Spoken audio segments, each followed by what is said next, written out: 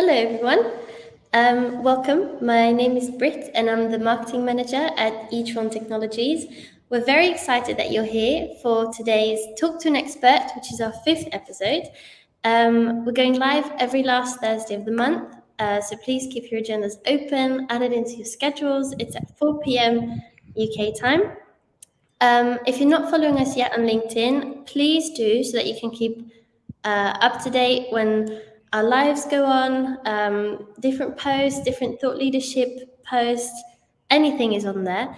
If you miss one of these talks, you can find them on Spotify and on YouTube. You can find them on our website and on our LinkedIn, of course.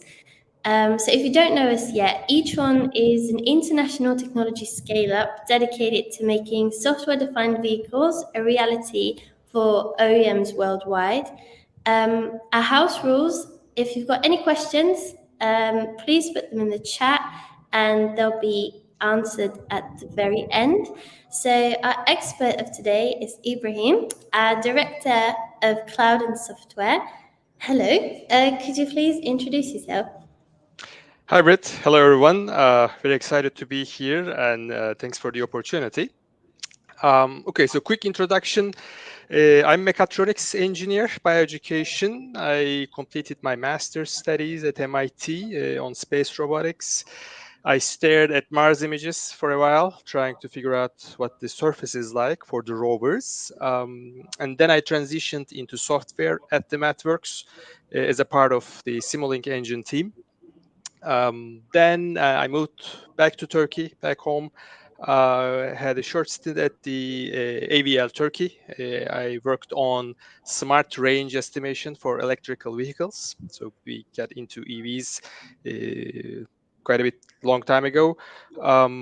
Then I joined SAP in Turkey. I was leading the development team in Istanbul. We were working on big data cloud and operating the cloud platform.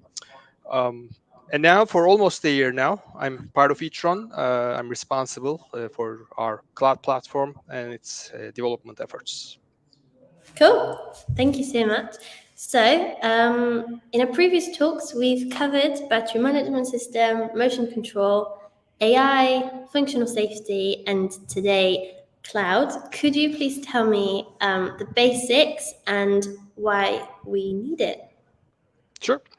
So, cloud is simply the offer of computing services over the internet. So, the promise is that the services are available to you whenever you need it, as much as you need it. So, the flexibility is the critical term there. So, these services could be offered at different levels. It could be just servers or storage, what we call infrastructure as a service, or it could be a development environment for the end user, usually the platform as a service. And even specific functionality can be offered, and this would be the software as a service. So, depending on your needs, you could be using cloud at these different levels. Um, I mean, for us, for individuals, cloud is a part of our life for a long time. The applications in our phones, most of the time, the majority of them rely on cloud functionality, cloud connectivity in the backend. So these features we now just take for granted. They need cloud to operate. For enterprises, though, it's more following on this trend. So every industry has its own pace. But basically, the term digital transformation we've been hearing for the past couple of years is basically this. So the business processes, the workflows, the assets, they're all changing and becoming more digitalized. So automotive industry is not different, and I think it's basically about to be taking off now. And why? Simply, I would say the data. So for electrical vehicles, for autonomous vehicles, the estimated amount of data that will be generated is in the level of terabytes per day. Okay, so we are not there yet, but even today we can talk about gigabytes of data if we look at the entire data generated in a vehicle. So this amount of data has to be stored, it has to be processed, and then we need to get insights out of this process to improve the performance of our vehicles. So it's performance improvement in every aspect of the car. It's just not the drivability, but it's also the batteries and pretty much anything you can think of. Cool. Thank you. So what do you run on the cloud? Um, so let's say, you mentioned in the previous episodes, we talked about the battery management and the motion and the AI. So we treat cloud as an extension of these products. So for each of our product area at Eatron, we see a connection to the cloud, and there are specific algorithms that we are developing.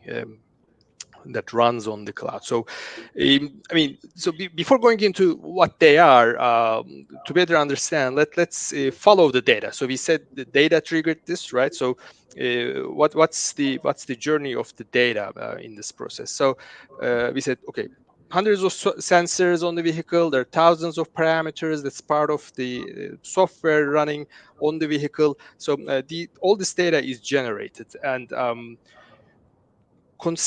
imagine this is like a river flowing down to a lake. So there are different rivers, they're all feeding this lake. It's basically accumulating water in this lake, so data is no different. So each and every vehicle generates this data. Some of it, because we have limited bandwidth, we could do all of it, but some of this data flows into the cloud and gets accumulated there, and we actually call it the data lake. And then, okay, going back to the lake analogy, we need to process this water. We need to treat it. We need to clean it. It has to be bottled and ready to be consumed.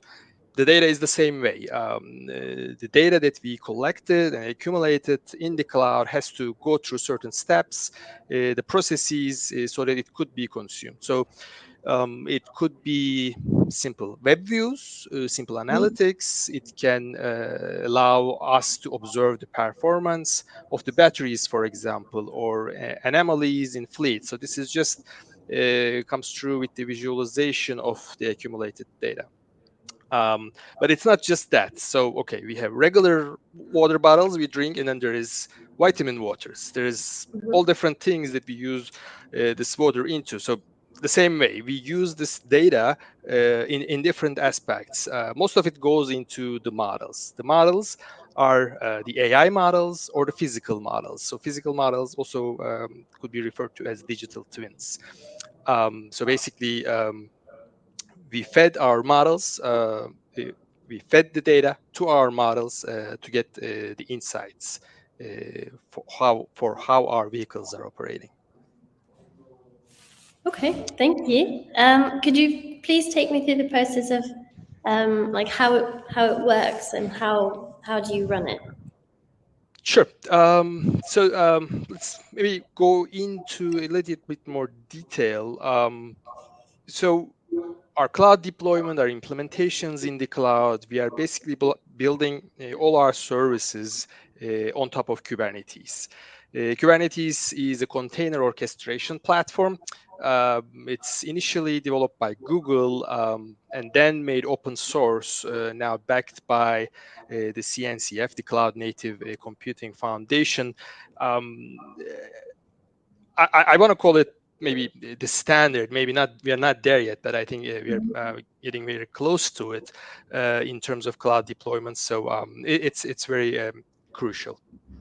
And all the providers right now offer Kubernetes as managed services. So that's I think another proof that it's very critical. So whichever provider you want to work with, they can offer you this service. So this also allows us, for example, easy migration. If you want to go from one provider to another, if you're using Kubernetes as our environment, we can easily migrate. Another nice thing about Kubernetes is that it provides auto-scaling functionality out of the box. So either at the cluster level or at the application level, this makes us manage the dynamic workloads rather easily. And then we have our streaming services. This is basically how the data comes into the cloud and in our basically storage in our database. We also use a time series database because basically all sensor data is time series data. So that makes it more efficient to store and process. And then our models, as I mentioned, our AI models or our physical models, we also deploy them as servers, containers into our Kubernetes cluster.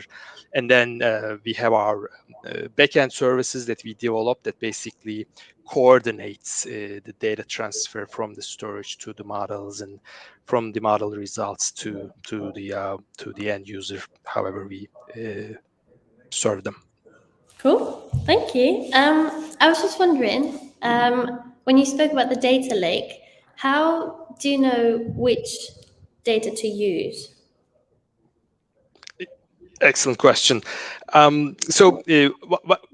The way I described it until now is more the flow it is in a productive environment. So let's say that everything is ready and then the vehicles are running, data is generated, we receive it, we process it. This is how we see it in the productive way. But before going to the production, there's of course the phase of development. Mhm. And during the development phase, that is where this study happens basically. We have our product teams, the domain experts in the battery and motion area, and then they basically study which AI models we need to use and which kind of data is giving us a better results for these specific algorithms. So it's basically the training phase where we identify which data to use. And then we have our pipelines already set for different data sets, different experiments run. And then at the end of this training phase, we identify the data and the models, and then we deploy them for the production. I should say, so this is a very strong ML ops process basically. So talking about the digital twin, so different than AI models. So digital twin it's a bit different. A digital twin, a physical model that we run in the cloud is basically kind of an estimator. So if we had infinite bandwidth, so we collected every bit of data from the vehicle and transferred over to the cloud, we probably wouldn't need a digital twin because we already had everything that we needed in the cloud already, and then we can use this data to process. But since we cannot do that, our domain experts builds these models. So I mean, I'm sure our audience is very familiar with the simulation environments. They already know, so we use simulation a lot. And digital twins is basically running these simulations in the cloud at the runtime. And it's to estimate that what we cannot observe on the vehicle or what we cannot transfer. So and this is basically the data selection process, what this digital twin needs to be initialized, and then we get estimations out of it. And every once in a while, we need to course correct basically the data. We could then transfer resets our twins. Cool, thank you. For anyone who's interested maybe in the simulation world, send us a message or pop it in the chat. We may be able to give you a little sneak peek. Um, Thank you for answering these questions. I will ask you one more. It's just whoever has a question, please pop them in the chat whilst I ask him one more question from me. And then I'm sure Ibrahim will be more than happy to answer your questions. So, whilst everyone is typing these up, last time we spoke with Brian. If in case you missed it, it's on Spotify. We spoke with him about our continuous learning, continuous improvement model with over-the-air updates. Could you please tell me how cloud is connected to that? Yeah, exactly. Thank you. So this part, I think I missed a little bit in the earlier questions. So continuous learning, we touched a little bit. So we talked about the training of the model at the development phase, but then once we continue of this training at the runtime as the new data arrives from the vehicles, and then we update these models. So that's basically the continuous learning. Our models are updating themselves continuously. Yeah. And then, so what we do with the insights that we get out of our models, that's the critical part. So I talked about the web views and the analytics, but it's not the only way of consuming these results. So one part of the deal is that we can calculate an updated set of configuration for the software that's running on the vehicle. So it basically, the vehicle has a set of parameters that it's adjusted for the general use, but then depending on the user of a specific vehicle and the data that we collected from that and it allows us to identify a personalized parameter set. Mhm. And then we can send this back onto the vehicle via over the air updates. And then basically with that we are closing the loop. So we started with the data generation from the vehicle, and then we again end up in the vehicle with the updated software on the edge. So that's the main Cool. idea. Thank you. Thank you so much for answering all these questions. I've learned a lot today. I hope that other people have as well. Let's look at the comments and see what everyone else would like to know. There's a couple of Etronians who will ask some questions to get their questions going. So let's start with Ozan's question. How significant is the effect of cloud applications on user experience while driving the vehicle from the driver's perspective? Do you need a cell phone to enable cloud applications on vehicle? Do current vehicles support uploading, downloading data, cloud applications from to the server? And how can we ensure that we eliminate unneeded and dirty data that are fed into training process of ML AI models? That is a loaded question. It is. Let's see. Okay, so there are multiple questions in there. Let's try to dissect it. Try to go one by one. Um, Okay, so I mean, first part is addressing the user experience from driver's perspective. So I mean, of course, so we, for example, so we talked about updating the parameters of the edge software, and so this is something that can directly change the behavior of the vehicle. So this is not something you would do, for example, while in the middle of the drive. Well, I mean, it depends. It depends on the level of change as well. So those are the aspects that needs to be thought through carefully and to be studied. So it's not really just, okay, I process the data and then I send it back to the vehicle, bam, so I have the new configuration. So I mean, easy to say, but needs to be thought through. The user experience from the driver's point of view, I think it's very critical. And I don't think there's an easy answer to that. So that would be a part of the development process. So do you need a cell phone to enable these applications on the vehicle? This, I mean, not necessarily. It would be helpful for sure. So if there is an app on the phone, because now all of us has these phones, it will make things easier, definitely. But does it have to be? I would say not necessarily. Again, depends on the manufacturer. So this more goes into what kind of hardware we have in the car. So I think that would be helpful. Makes our lives easier, I think, but and the drivers, but depends on really on the manufacturer. Current vehicles support uploading, downloading data. Sure. I mean, there. I don't know if we supposed to use brand names here, but I mean, we know a famous electrical vehicle producer from the United States. They have this functionality. They do collect data and then do over their updates to change. Also introduce new features. So yeah, so that's happening right now. But let's say it's not the majority. So That's that's the digital transformation pace that I mentioned initially. So everybody goes at a different pace, and they're basically trying to do a catch up.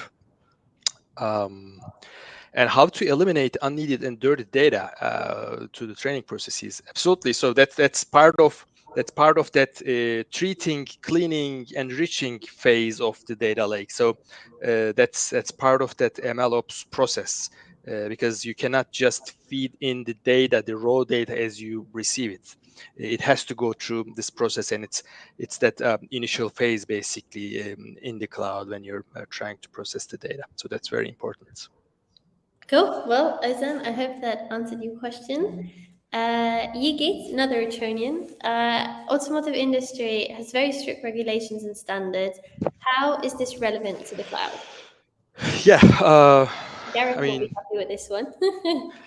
yeah, quite relevant. So, I mean, let's see. So, in our earlier sessions, we had Kemal talked about the AI and its effects on the safety. We had Garrett talked about the functional safety specifically. These are relevant again. For example, going back to the same OTA update, basically whatever configuration we compute at the end, the configuration that will run on the edge, it has to abide by all these regulations and restrictions. So that's definitely there. But it's not just that. So when we talk about cloud and the cloud service providers, there is also a compliance called SOC 2, so SOC 2. So SOC, not to be confused with state of charge. So this stands for Service Organization Control Level 2. So this regulates, it governs basically the privacy of the data processing, the availability of the data, the security, the backups, the disaster recovery. It's very strictly governing the cloud operations. So in our case, so we are also responsible to adhere these regulations as well. So these are cloud specific. Cool. Yigit, I hope that answers your question. Alexander, sorry. How easy is it to handle privacy of data and staying compliant with local regulations? And can we present different views of the cloud data to the vehicle manufacturer or the end customer? Okay, again, two parts. Privacy of data and staying compliant with local regulations. So this is, so I guess, for example, the GDPR, the data regulation of the EU, and then, for example, in Turkey we have our own regulation. Again, addresses the personal data governance, and then other countries around the globe has their own regulations. Um, so, is it easy? Depends on the data that you are processing as a cloud operator. Let's say um, the main thing is that how personal is that data. So the regulations really specifically cover on the personal data. So I mean, it's a question. The sensor data running coming from a vehicle, is it personal or not? So this again can depend on how the local regulation addresses this. So it's I would say a bit tricky. It could be free from the personal data regulation, but it could very well also go inside that. So it's not really easy, I would say. That needs again specific work through with the local standard. And the second part, the different views of the data, vehicle manufacturer and to the end customer. Exactly, and I guess even we can talk about the different expectations from. So the end user, the driver, is a different audience versus the vehicle manufacturer. So maybe they might have some common interests about the topics, but I can imagine they worry about completely different things. So as the driver of electrical vehicle, mostly concerned about the range. So as long as I have good range, okay, fine. But the manufacturer maybe more looking at the battery life of things. I mean, they're relevant, they're related, they kind of feed each other, but from which angle you look at the same problem is different. So, and I think it's a good point that as the collector and the processor of this data, it's in our responsibility to provide different views to different audiences. And can we do that? The question, yes, we can, absolutely, and we should. Thank you. Someone else asked, do you have a lot of discussions about the ownership of data with OEMs and cell suppliers? Yes. Well, let's see. So, I mean, we are in contact with both of these kind of separately. So, I mean, well, from Eatron point of view, so we want to process the data. So clearly we don't own it, but if is the OEM the owner or the cell supplier is the owner, so that could be a question. I think those two entities could be in a more heated discussion between each other. We are more concerned about how much we can have access, how we can have access to the data, and basically process the data so that we can get the results out of this. But yes, so the ownership of the data is a heated discussion for sure. Cool, thank you. I think we've got time for one more. Whilst we answer, if someone has another question, I think we'll have time for another one. But let's see how this one goes.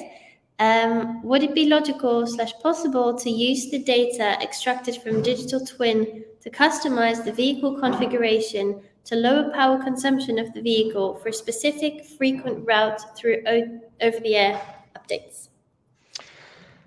Um, why not? I think it should be possible. So, I mean, again, so I'm not the domain expert to comment on if digital twin can give us this data. So that would maybe it could be a topic for another session with one of our simulation modeling experts. So maybe we can go in details about that in a later session. But if I personally make a comment on that, I would say why not? And even if this frequent route is really that frequent, so it's not something we would do over the air every time for the route. So if we are aware of it already from the vehicle perspective, again maybe connecting to our motion product line, right? So we have the motion controller already, and if we really know the route that's given, then for that specific part of the route, we could already have this configuration available. So it's not something, oh, I'm going through this frequent route again, let me get the configuration from cloud. I don't think we need to do that. We know the route, we know the configuration set already, so let's just switch it and continue. So that over there, I guess, could happen just once. But I mean, I'm thinking aloud here, so there could be other restrictions on that in terms of storage on the edge and things like that. So, but I mean, gist of it, is it logical, possible? I think so. Cool. Well, thank you so much. We've made it quite right on time. Thank you. Well, I've learned a lot today. I hope that everyone else enjoyed it as well. I hope that you did as well. And yeah, that is the end. So have a lovely day, everyone, and a great end of the week. Thank you. Thank you. Bye bye.